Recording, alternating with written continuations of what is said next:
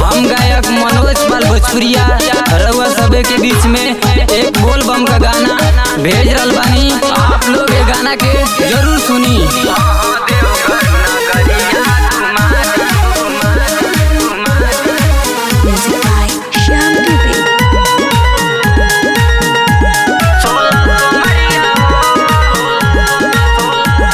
भूखल बानी राजा 16 सोमरिया हो, भूखल बानी राजा 16 सोमरिया हो।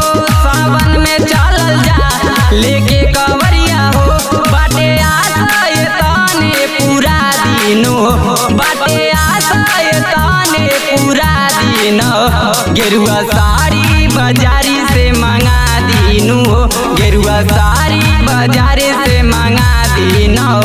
राजा देवघर हाँ देवघर नगरिया घुमा दीनो, राजा देवघर नगरिया घुमा दीनो।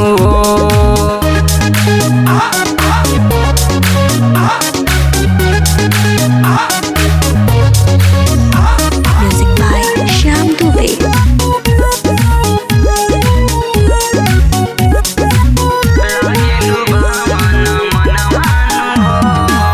बरसे सवनवा बहे पवनवा लागेलु भावन मनवानु हो,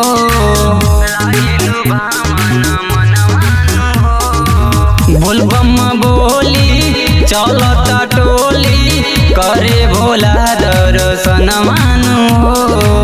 सोचल सपनवा पुराई जाइयो ये हो, खुशिया आई जाइयो। हमरा बतिया के अमल करा दीनू हो, हमरा बतिया के अमल करा दीनो। गेरुआ साड़ी बाजारी से मंगा दीनो, गेरुआ साड़ी बाजारी से मंगा दीनो। हे राजा देवघर हाँ देवघर नगरिया घुमा दीनो, राजा देवघर नगरिया घुमा दीनो।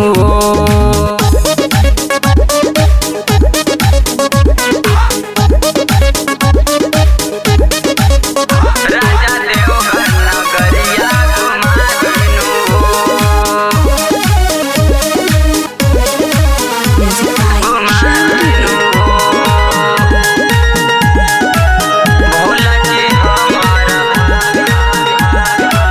भांग धतूरा बेल पतैया भोला के हमारा भावेला हो, भोला के हमारा भावेला हो। हटेला दुखवा पावेला सुखवा देखे उधर पे आवेला हो। सत्यम राजा गोरिया बाहो, साथे मनोज पाल भोजपुरिया बाहो। नारा हर हर बम के लगा दीनो, नारा हर हर बम के लगा दीनो। गेरुआ साड़ी बाजारी से मंगा दीनो, गेरुआ साड़ी बाजारी से मंगा दीनो। हे राजा देवघर हाँ देवघर नगरिया घुमा दीनो, राजा देवघर नगरिया घुमा दीनो।